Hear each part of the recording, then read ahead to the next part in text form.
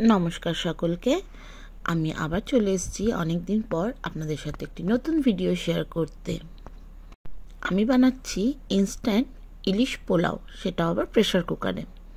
গোটা জিরে আর তেজপাতা একটু জলে ভিজিয়ে রেখেছিলাম, আর একটুখানি আদা দিয়ে ওগুলোকে ভালো করে শিলে বেটে নিলাম।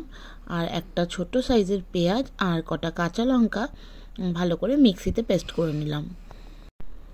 মশলাগুলো একটা বাটিতে তুলে নিয়ে তার মধ্যে হলুদ, নুন আর এক ফোঁটা চিনি দিয়ে নিয়েছিলাম।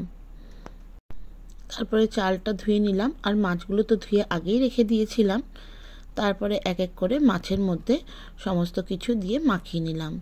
দিয়ে নিলাম খানিকটা কাঁচা সর্ষের তেল, আর তারপরে ওই যে মশলাগুলো বেটে রেখেছিলাম সেগুলো। টক দইটা দিতে একদম ভুলে গিয়েছিলাম, জানেন তো।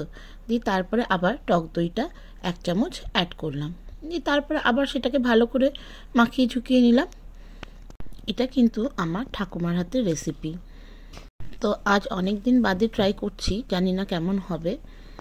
তারপরে মাছগুলোকে সব তুলে রেখে প্রেসার কুকারের মধ্যে 2টো গোটা তেজপাতা, একটু এলাচ, দারচিনি দিয়ে মশলাটা দিয়ে ভালো করে কষিয়ে নিয়ে তার মধ্যে চালটা দিয়ে একটু নাড়াচাড়া করে পরিমাণ মতন জল দিয়ে প্রেসার কুকারের ঢাকনাটা আটকে দিলাম।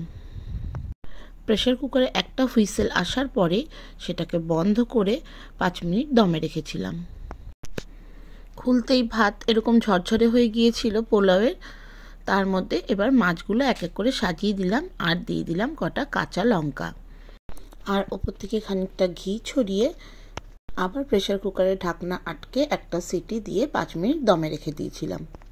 আর হ্যাঁ, আমি এই ইলিশ পোলাওয়ে পেঁয়াজ বাটা ব্যবহার করেছি, কিন্তু আমার ঠাকুমা কোনো সময়ই ইলিশ মাছের কোনো প্রিপারেশানে পেঁয়াজের কোনো ব্যবহার কোনো সময় করতো না।